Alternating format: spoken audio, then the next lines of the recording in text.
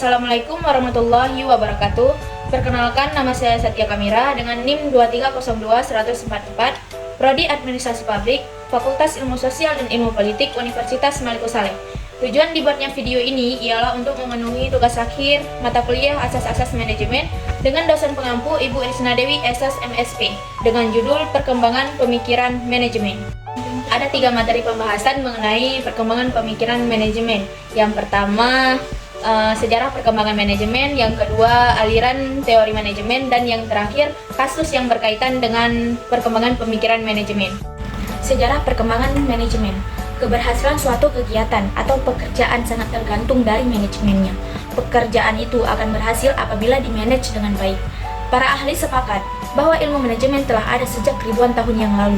Bahkan, ada yang mengatakan bahwa ilmu manajemen sebenarnya sama usianya dengan kehidupan manusia di muka bumi ini.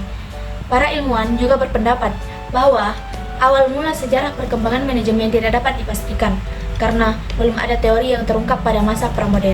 Teman-teman pasti tahu dengan bangunan piramida di Mesir.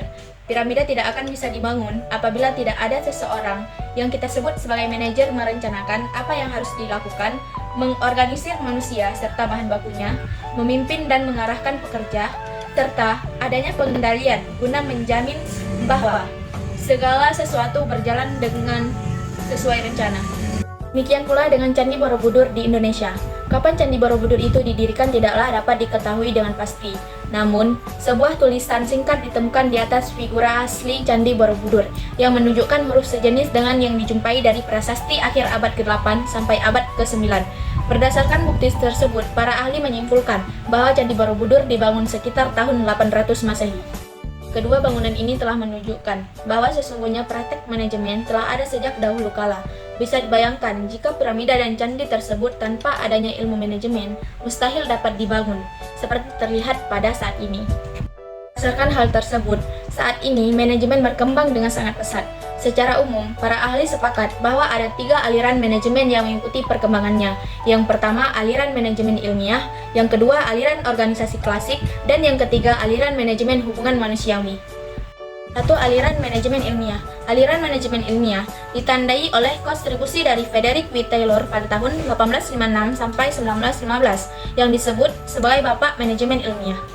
Frederick W. Taylor menuangkan gagasannya dalam 3 prinsip, yaitu mengembangkan metode ilmiah untuk meningkatkan efisiensi dan produktivitas kerja. Yang kedua, memperkenalkan pendekatan ilmiah dalam pengaturan dan pengawasan pekerjaan. Dan yang ketiga, menekankan pentingnya memberikan imbalan yang pantas untuk pekerjaan yang telah dilakukan. 2. Aliran organisasi klasik. Aliran organisasi klasik adalah suatu pendekatan dalam manajemen yang bertujuan untuk meningkatkan efisiensi dan produktivitas melalui penerapan prinsip-prinsip dan spesialisasi dalam pengaturan dan pengawasan pekerjaan. Henry Fayol merinci manajemen menjadi 4, yaitu perencanaan, pengorganisasian, pengarahan, dan pengendalian, yang biasanya dikenal dengan fungsi-fungsi dari manajemen.